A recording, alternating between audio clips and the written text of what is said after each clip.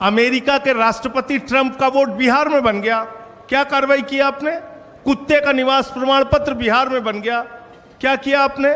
खुलेआम आपने एसआईआर के जरिए घपला घोटाला किया, मरे हुए लोगों को जिंदा कर दिया, जिंदा लोगों को मार दिया। चुनाव आयुक्त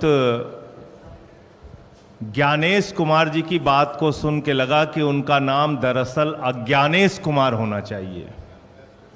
अज्ञानता की बातें की उन्होंने।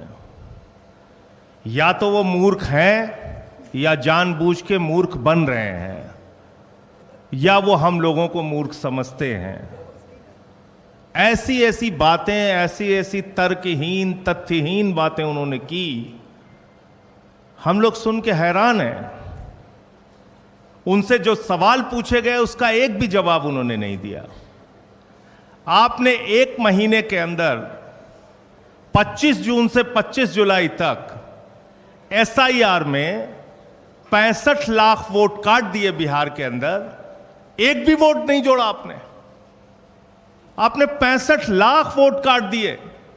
आप कह रहे हैं आप एसआईआर कर रहे हैं, स्पेशल इंटेंसिव रिवीजन, और उस रिवीजन में आपको एक भी आदमी पूरे बिहार में वोट जोड़ने लायक नहीं मिला।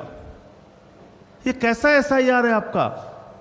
आपने कहा 22 लाख लोग मर गए, उनके नाम काट दिए हमने। आप उस बिहार में एक महीने के अंदर सारा प्रमाण पत्र चाहते हैं जहां का बड़ा क्षेत्र बाढ़ में पीड़ित रहता है। आप उनसे कह रहे हैं अपना निवास प्रमाण पत्र लेके आओ, अपने माताजी का निवास प्रमाण पत्र लेके आओ, अपने पिताजी का निवास प्रमाण पत्र लेके आओ, पूरे घर का आप प्रमाण पत्र लेके आओ। कहां से लाएगा आदमी? और इसके अलावा ऐसी ऐसी गड़बड़ियां सामने आ रही हैं। आपका बीएलओ खुद से फॉर्म साइन करके जमा कर रहा है, उसकी वीडियो सामने आई। क्या कार्रवाई की आपने? अमेरिका के राष्ट्रपति ट्रंप का वोट बिहार में बन गया। क्या कार्रवाई की आपने? कुत्ते का निवास प्रमाण पत्र बिहार में बन गया। क्या किया आपने? क्या किया आपने? आप बेवकूफ समझते हैं इस देश के लोगों को। खुलेआम आपने एसआईआर के जरिए घपला घोटाला किया, मरे हुए लोगों को जिंदा कर दिया, जिंदा लोगों को मार दिया। लेकिन मेरी चिंता इससे थोड़ा अलग है, और वो गंभीर चिंता है।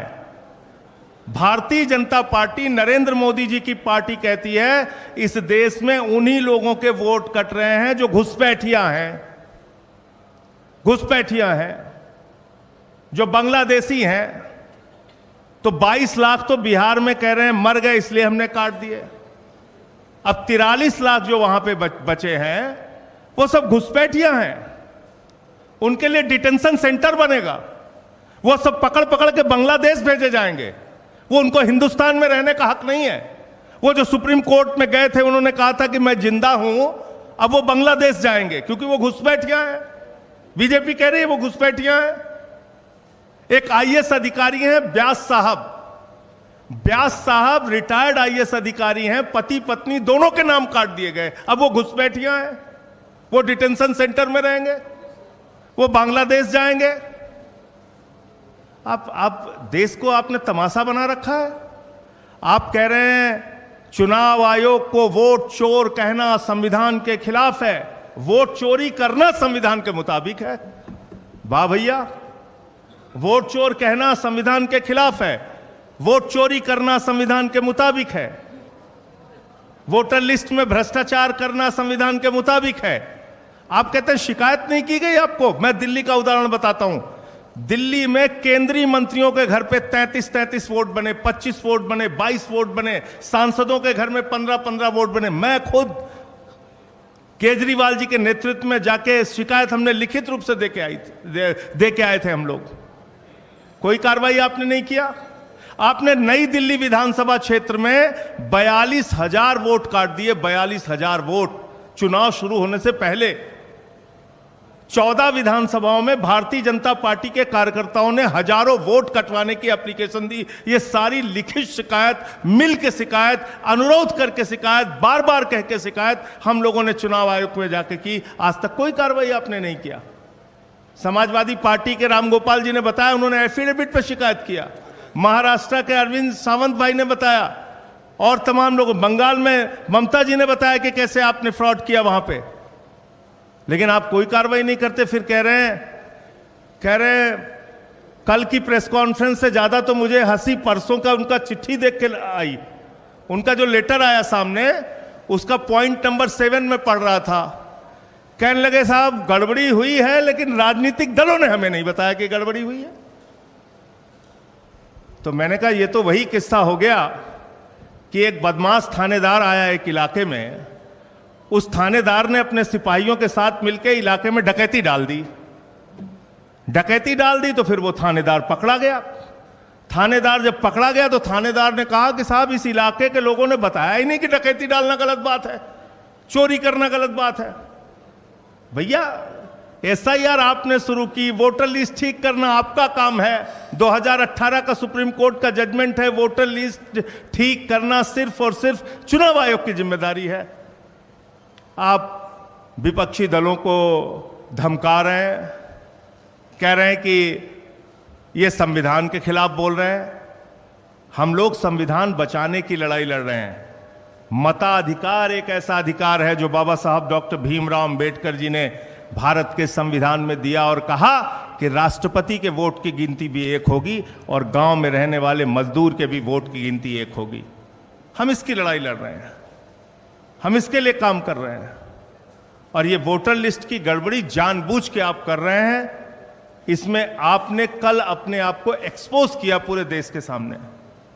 आप कह रहे हैं महिलाओं की प्राइवेसी भंग हो जाती है। वोटर लिस्ट की जब वोट देने के लिए लाइनें लगी होती हैं महिलाओं की, मैंने तो महुआ जी से कहा कि इस बार जब वोट देने के लिए जाना तो किसी मीडिया वाले को अपनी वीडियो मत बनाने देना, क्योंकि आपकी प्राइवेसी भंग हो जाएगी उससे। भाई बताइए, आप पूरे देश का चुनाव दिखाते हैं, कश्मीर से लेकर कन्याकुमारी तक महिलाएं लाइन में लगी हैं, वो आप दिखाते हैं। उनका इंटरव्यू आप लेते हैं, वो आप दिखाते हैं। 45 दिन तक आपके खुद के नियम में आज भी लिखा हुआ है कि आप CCTV फुटेज देंगे, तब प्राइवेसी भंग नहीं होगी। तो इसलिए आपने सरासर झूठ बोला, सीना ठोक के कल झूठ बोला। चुनाव आयोग ने कल पूरे देश को यह बताने का काम किया कि वास्तव में उन्होंने भारतीय जनता पार्टी के साथ मिलकर चुनावी घोटाला किया है और चुनाव को प्रभावित करने का काम कई राज्यों में किया है। वही खेल आप बिहार में करने जा रहे हैं। दिल्ली में आपने खुलेआम ये सारा काम किया है।